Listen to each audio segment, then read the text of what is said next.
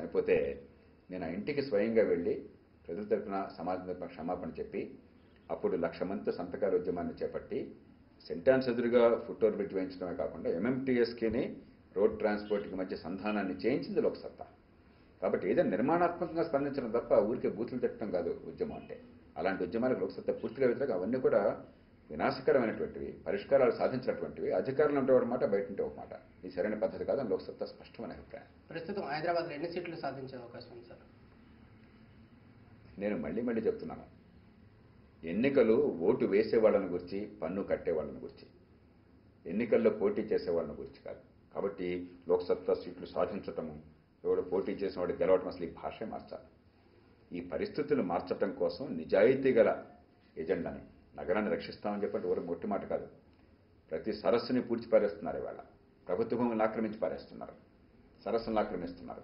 ఈ భూ కబ్జాలను అరికట్టడానికి కానీ, గోండాలు స్వైరవ్యవహారం చేస్తున్నారు, పిల్లలకు భద్రత లేకుండా పోయింది. గోండాలని అదుపు చేయడానికి కానీ, ప్రతి కాంట్రాక్ట్లో కమిషన్లు ఉంటున్నాయి, వాటిని అవినీతిని అంతం చేయడానికి కానీ, ఈ నగరాన్ని రక్షించుకోవాలని చెప్పంటే అందరం పూనుకోవాలి. లోక్సత్తా దానికి వేదికగా ఉంటుంది. అంచేత ఈ వేదికను ఇవ్వటము, నిజాయితీ ఎజెండాను ఇవ్వటము, నిజాయితీగా ఎన్నికల్లో పాలు పంచుకోవటము, ఒక బలమైనటువంటి ప్రజలకు అధికారాన్ని ఇచ్చేందుకు ఒక స్పష్టమైనటువంటి మార్గాన్ని రూపకల్పన చేయటము, అది లోక్సత్తా బాధ్యత. ఆ తర్వాత జనం వాళ్ళ భవిష్యత్తు కోసం వాళ్ళు చూసుకుంటారు తప్ప ఇన్ని సీట్లు అన్ని సీట్లు అని చెప్పిన ఇవన్నీ కూడా అనవసరమైనటువంటి చర్చలు. మీరు ప్రస్తుతం ఒంటరిగా పోరాటం చేయడానికి ప్రత్యేకమైన కారణం ఏమన్నా? మేము మొదటి నుంచి చెప్తున్నాం, అయ్యా పాలన మొత్తాన్ని మార్చడానికి కావాల్సిన ఎజెండాతో మీరు సిద్ధపడినట్టయితే నగరం ఉందో దానికి మేము స్పష్టమైన అంశాలు చెప్తున్నాం.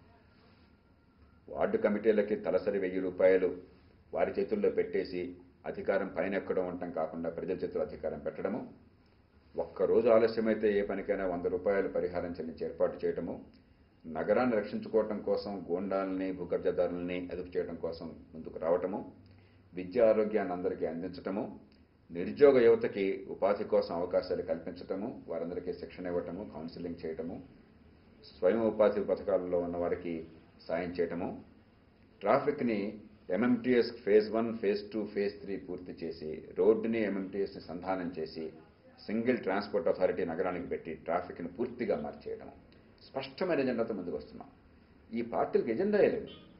కాబట్టి ఎజెండా నిజంగా ప్రజల చేతుల్లో అధికారం ఇవ్వాలని వాళ్ళు సిద్ధపడినట్టయితే, ఓటు కొనకుండా, బ్రాందీ పంచకుండా, రాజకీయాన్ని వ్యాపారంగా చేయకుండా వినమ్రంగా ప్రజల ముందుకు వచ్చేట్టయితే మేము ఎవరితోనైనా సిద్ధమే. దానికి వారు సిద్ధంగా లేకపోతే మేమేం చేయాలి? సార్, ఇప్పుడు ఎంసీహెచ్ అధికారుల పరిపాలన తీరు ఎలా ఉందంటారా? ఇప్పుడు ప్రతి శాఖలో కూడా మంచి వాళ్ళు ఉన్నారు, అవినీతి పరులు ఉన్నారు. ఎంసీహెచ్లో కూడా ఉన్నారు. సమర్థులు ఉన్నారు, మంచి వాళ్ళు ఉన్నారు, నిజాయితీ పరులు ఉన్నారు, అవినీతి పరులు, అసమర్థులు ఉన్నారు.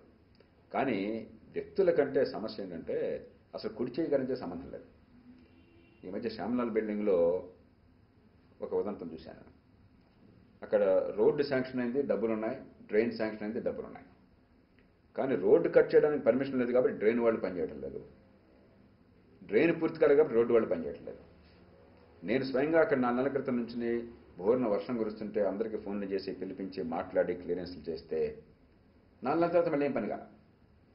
అంటే ఒక చాలా భయంకరమైన వ్యవస్థను పెట్టుకున్నాం. మూడోది, అధికారాన్ని పూర్తి కేంద్రీకరించి పారేశాం.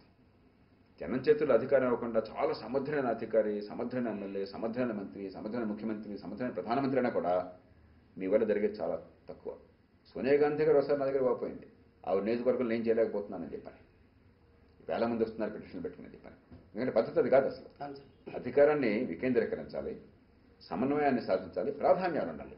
100 కోట్ల రూపాయలతో బడా పథకాలు చేపడుతున్నాము, కానీ ప్రజలకు నిజంగా కావాల్సిన వాటికి మాత్రం డబ్బులు లేకుండా చేస్తున్నాం. ఈ మౌలికమైన మార్పులు తీసుకొస్తే ఇదే యంత్రాంగం, మనం యంత్రాంగాన్ని పాకిస్తాన్ నుంచో అమెరికా నుంచో తీసుకురాబోట్లా, ఈ యంత్రాంగమే పనిచేయాలి ఏ పార్టీ వచ్చినా కూడా.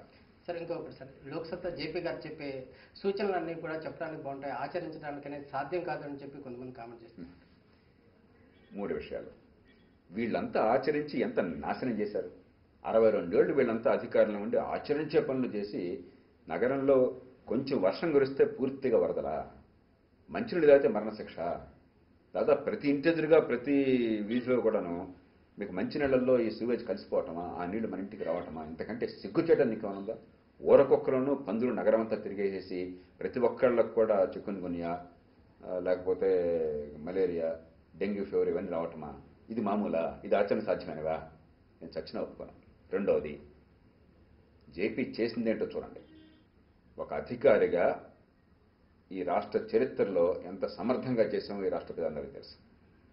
చెప్పింది చేసేలా చూపెట్టాము. అలాగే ఒక పౌర సమాజ ఉద్యమంలో లోక్సత్తా చేసినన్ని ఎవరు సాధించాల, ఏ అధికారం లేకుండానే. కాబట్టి ఆచరణ సాధ్యం చెప్పిన వాళ్ళు మూర్ఖులు, ఏమీ తెలియనటువంటి వాళ్ళు. మూడోది, మేము ఏ రకంగా చేస్తామో కూడా చాలా స్పష్టంగా ప్రజల ముందు పెడుతున్నాం. ఊరికి ఆషామాషిగా మేము అంత స్వర్గంగా మారుస్తామని చెప్పట్లా. ఎంత డబ్బు ఉంది, ప్రతి వార్డుకి ఉదాహరణకి ఒక మేనిఫెస్టో తయారు చేస్తుంది లోక్సత్తా మాత్రమే. చాలా వార్డులు ఎప్పటికే తయారైనాయి.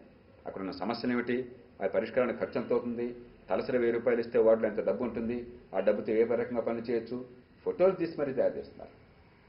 ఇంత లోతైన అధ్యయనం చేసి ఆచరణ సాధ్యంగా ఉన్నాయి లోక్సత్తా ఎప్పుడు చెప్తుంది, చేస్తుంది. చేతకాని వాళ్ళు, దద్దమ్మలు, లేకపోతే దేశాన్ని ప్రేమించిన వాళ్ళు, దోచుకోవడం కోసం రాజకీయం అనుకున్న వాళ్ళకి వీరు రుచించవు. సార్ ఇంకొక విషయం, మీ పార్టీ విషయానికి సంబంధించి నిన్న ఒక మీ పార్టీ కార్యకర్త జేపీ గారు ఒంటెద్దు పోగొడిపోతున్నారు, వారి అభిప్రాయాలు స్వీకరించట్లేదు అనే ఒక రకమైన కామెంట్ చేశారు. ఏ సంస్థలైనా కూడా ఎన్నికలు రాగానే కొంచెం జ్వరం వస్తూ ఉంటుంది. నాకు పదవి వస్తే అంతా బాగుంది, నాకు పదవి లేకపోతే ఏమీ బాగోలేదు, నాకు సీట్ వస్తే అంతా బాగుంది, నాకు సీట్ లేకపోతే ఏం బాగోలేదు అంటున్న వాళ్ళు ఇప్పుడు ఉంటారు. మన సమాజంలో ఉన్న దౌర్బల్యం ఏంటంటే సంఘటితంగా పనిచేసుకోవటం, కొన్ని లక్ష్యాల కోసం మనకు చేత కాకపోవటం, ఒకళ్ళకాళ్ళు ఒకళ్ళు లాగేసుకోవటం. ఎలక్షన్ టైంలోనే కొన్ని ఇలాంటివి వస్తున్నాయని చెప్పంటే లోక్సత్తా ఒక పరిణితి చెందిన పార్టీ అవుతుందన్నమాట. ఇప్పుడు కూడా ఒక ఉద్యమం విజయం సాధించే ముందు